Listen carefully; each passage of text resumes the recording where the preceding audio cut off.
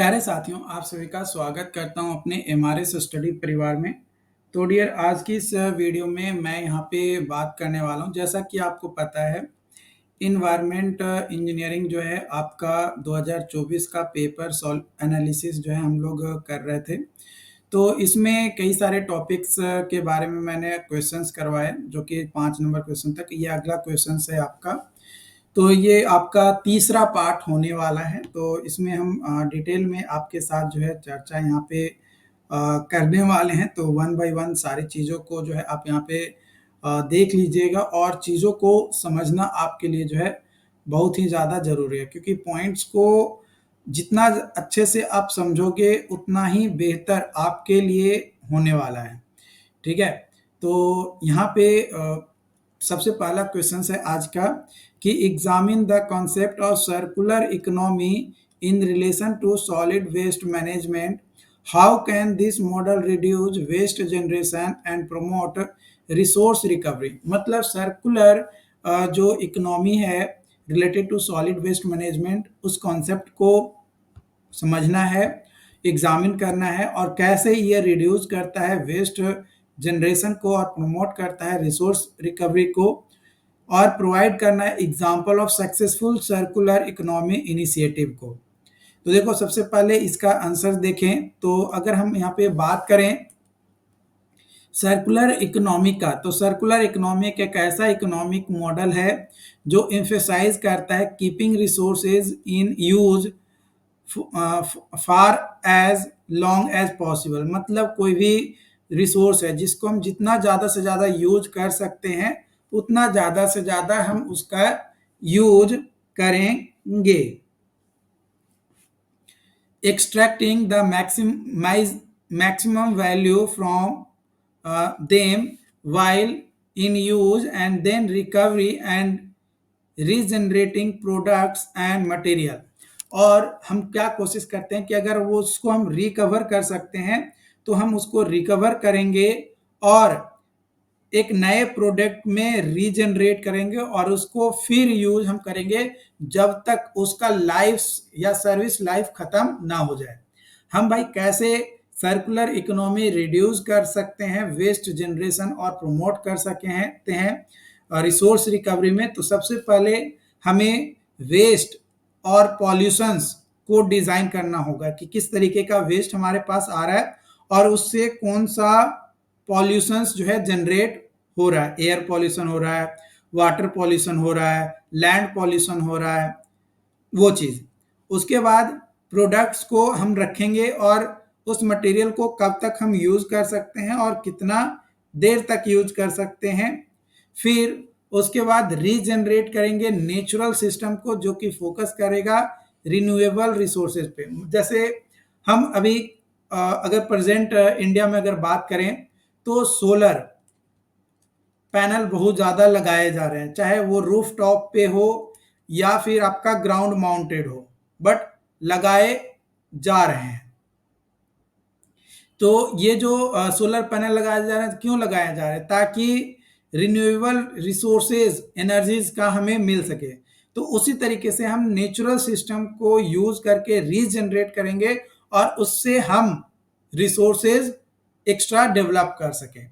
Example के तौर पे अगर बात किया जाए सक्सेसफुल इकोनॉमिक एक्टिविटी इनिशिएटिव्स का, सर्कुलर इकोनॉमी का, तो Patagonia's worn wear programs, plastic bank, loop by trash cycle, ये आपका मतलब 3 एग्जाम्पल्स मैंने लिया है। अगर इन एग्जाम्पल्स को आप डिटेल में चाहो तो डिटेल में भी जो है चीजों को आप समझ सकते हो। ओके, अगला क्वेश्चन है कि एक म्युनिसिपैलिटीज इनक्योर्स करता है various cost associated with solid waste management.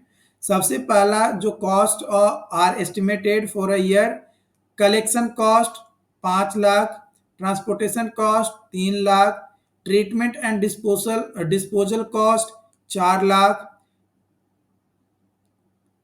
Calculate the total annual cost of solid waste management if municipalities serves 2 lakh residents, determine the cost per capita for solid waste management.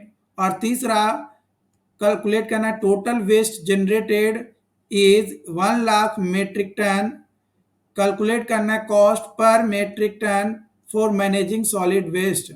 तो solid waste manage करने के लिए कितना पर metric ton cost जो है आपका लगेगा। तो उसका सॉल्यूशन देखेंगे तो यहाँ पे आप देख सकते हो, सबसे पहले टोटल एनुअल कॉस्ट निकालेंगे, कलेक्शन कॉस्ट, ट्रांसपोर्टेशन कॉस्ट और ट्रीटमेंट कॉस्ट, तीनों को जोड़ देंगे। तो 5 3 8 8 4 12, 12 लाख आपका जो है यहाँ पे हो गया। फिर कॉस्ट पर कैपिटा, तो total annual cost divided by number of resident, तो 12 लाख डिवाइडेड बाय 2 लाख, तो 6 रुपये पर रेसिडेंट आ जाएगा।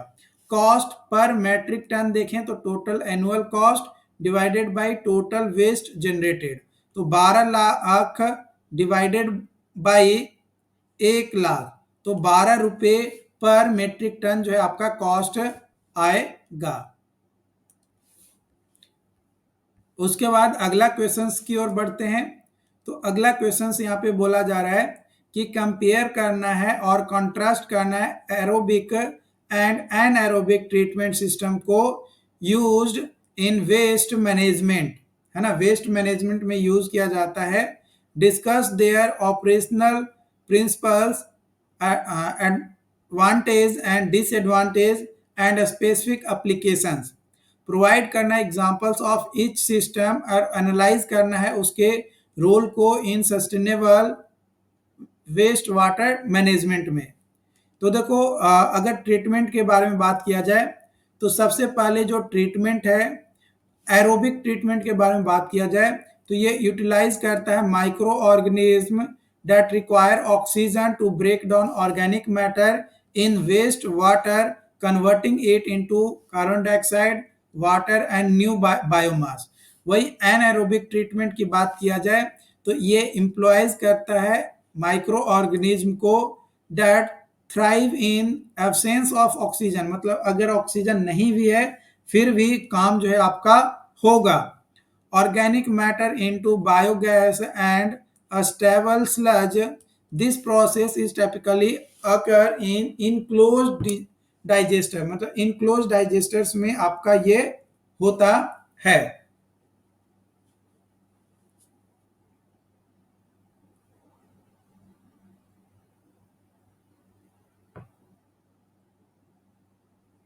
ओके, अगला पॉइंट्स है कि हायर इफिशियंसी हमें जो है प्रोवाइड करता है aerobic, removing organic matter that nutrients produces less order compare to anaerobic system. वही एनएरोबिक सिस्टम का बात किया जाए तो ये एक वैल्यूएबल बायोगैस होता है as a renewable energy sources, और ये जनरेट करता है लेस स्लजेस को एंड मोर एनर्जी इफिशियंट होता है। बट एरोबिक जो है वो लेस एनर्जी इफिशियंट होता है, आइडियल होता है for high strength waste water का। वही एरोबिक का बात किया जाए तो हाई एनर्जी कंजम्पशन होता है due to aerations requirement produces more sludge that needs further treatment और डिस्पोजल। अगर हम बात करें एनएरोबिक का तो एनएरोबिक जो है स्लोअर प्रोसेस होता है compare to aerobic treatment, sensitive to to temperatures and pH variations and can produce unpleasant odor, unpleasant odor देता है anaerobic जो ट्रीटमेंट होता है वो। उसके बाद जो हमारा एरोबिक रिएक्शंस है ये आपका कॉमनली यूज किया जाता है in municipal waste water treatment plants and for treating lower to medium strength industrial waste water, जो कि ट्रिकलिंग फिल्टर आपका एग्जाम्पल है। वही अगर हम बात किया जाए एनएरोबिक का ट्रीटमेंट का तो ये अप्लाई करता है in industries with high strength organic waste such as food processing, dairy and beverage and for sludge digestion, जैसे एनारोबिक डाइजेशन, यूएसबी रिएक्टर्स, ये आपका आता है। Role in sustainable waste water management बात किया जाए तो both system play crucial role. anaerobic digestion contributes to energy recovery and greenhouse gas emissions reductions, while aerobic treatment ensure करता है हाई क्वालिटी इफ्लुएंट डिस्चार्ज को। अगला क्वेश्चन है आपका, यहाँ पे क्वेश्चन बोला जा रहा है कि एक एनारोबिक डाइजेस्टर प्रोसेस है organic waste with following characteristics. The digester has a volume of 500 metre cube and processes waste with a total solids TS concentration of 6% by weight. The digester operates a hydraulic retention time HRT for 20 days. पहला calculate करना है total mass of organic waste in KG processed in digester at any given time. दूसरा, if anaerobic digestion process achieves volatile solid VS reductions of 60%, calculate करना है mass of volatile solid reduced।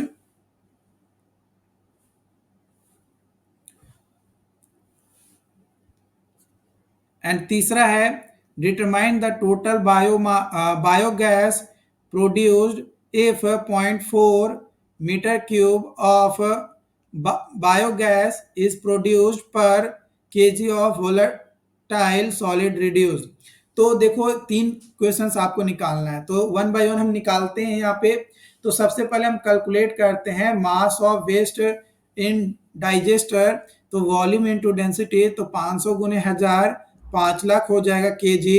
Total solid मास हो जाएगा 5 लाख गुने 0.06 यानी 30,000 KG. Assume करते हैं कि वोलाटाइल सॉलिड जो है हमारा एग्जाम्पल 80% ऑफ ऑर्गेनिक वेस्ट है, तो mass of organic waste in digester हो जाएगा 30,000 गुने 0.8, तो आ जाएगा 24,000 KG. Mass of volatile reduced, initial volatile mass गुने वोलाटाइल सॉलिड्स रिडक्शंस इफिशियंसी, तो 24,000 गुने 0.6 यानी 14,400 केजी। तो टोटल बायोगैस प्रोड्यूस हो जाएगा आपका मास ऑफ वोलाटाइल सॉलिड रिड्यूस गुने बायोगैस एल्ड, तो 14,400 गुने 0.4 यानी आ जाएगा 5,760 केजी। ये आपका आ जाएगा, मतलब तीनों पॉइंट्स जो है आपका यहाँ पे कैलकुलेट होकर जो है आपका आ चुका है।